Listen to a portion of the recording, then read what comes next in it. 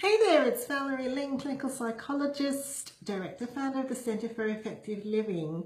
If you haven't already figured it out, I have pretty much been doing live streams almost every day of the week.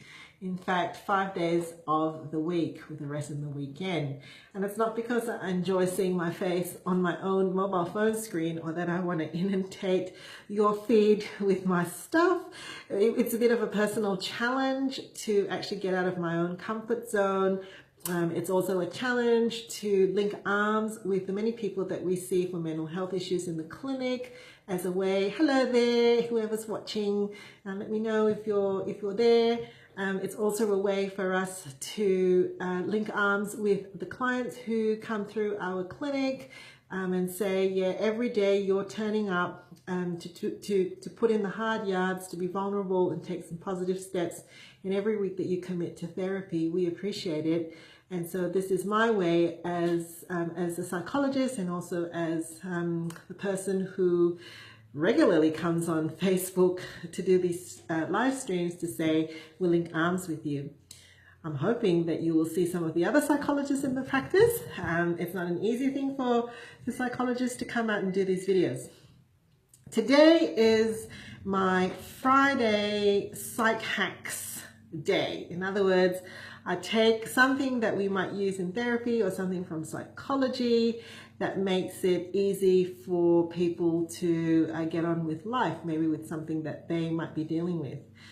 So my psych hack today actually comes from conversations that I have frequently in the work that I do in my burnout prevention and resiliency work. In fact, today's a clinic day for me at Wesley. Half of my diary was in burnout prevention work and the other half was in my clinical work. And we had a conversation today and I used a phrase that I frequently use in burnout work, and that is, who is in your grandstand? Now, I'd like to say that I came up with this one, but I didn't.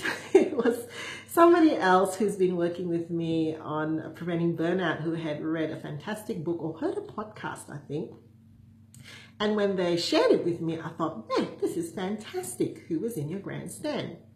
So, one of the reasons why we burn out, even if you're not someone who's experiencing burnout, one of the things that we can get ourselves stuck into is a bit of a cycle of perfectionism, procrastination, and self-judgment, I suppose. And it's particularly if you're in a public space or you are having some difficulty producing a piece of work. Sometimes perfectionism creeps in there because you're wondering whether or not people will appreciate it, who's going to listen, will they pick up on my mistakes, is it really useful, is it something that people really want to hear, what do they think it's rubbish, and so on and so on and so on. I will confess, this week I had a conversation and I did the same thing. I had been invited by someone to give a talk in April to a group of women, and I asked them, and the person who's talking to me, and I said, do they really want to hear me talk? I mean, really? Did you ask them? Did you ask them? Do you really want Valerie to come and talk to them? I mean, maybe you could ask someone else. I don't know. So who is in your grandstand? I'm assuming this is a sports thing. I'm not much of a sports person. I do run on occasion, but I don't follow sport.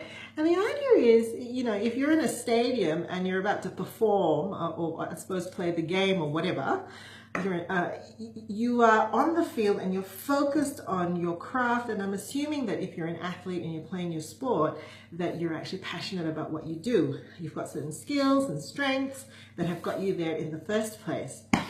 And as you're playing, you're focused on the field. And, you know, if there's cheering, you're motivated. And then, you know, if there's booing, you could get distracted or demotivated, right?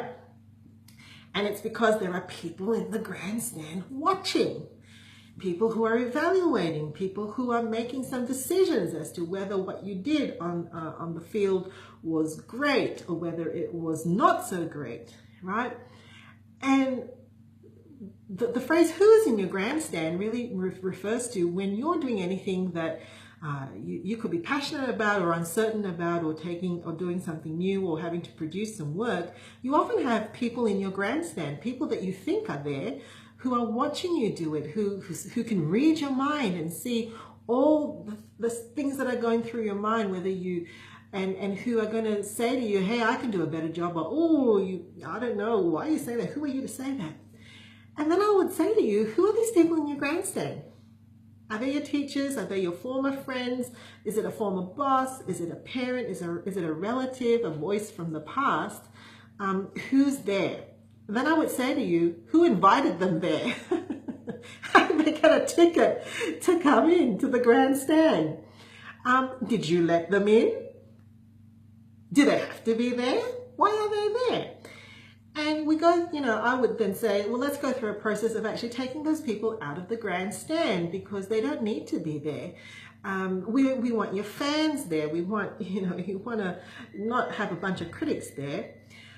And then these days, I actually go one step further and I say, who's in your grandstand? Let's, get them out of there. And then I'd say, and why are we even in a stadium?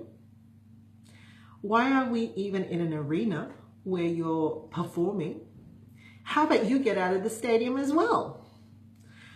So how about you sit down and just hear your own voice and your own thoughts, and have an appreciation for your own stuff and your own thoughts, as if you were just having a conversation, or as if you were just doing something that was perfectly normal and perfectly within your capabilities.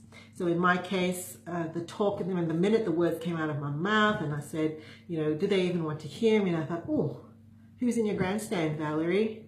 You put them there. Get out of the stadium. You're just going to have a conversation with a group of ladies who are interested and have some questions, and there will be some meaningful connections and some meaningful things. And even if you don't have all the answers, and even if you don't really think that you have, you've covered all the ground in the topic, we can dialogue, right? We can get there. It's all right to say, I don't know. It's all right to say, I'll find out. Okay, so I'll leave you with that psych hack for this Friday, and hope you have a fantastic weekend. Catch you later.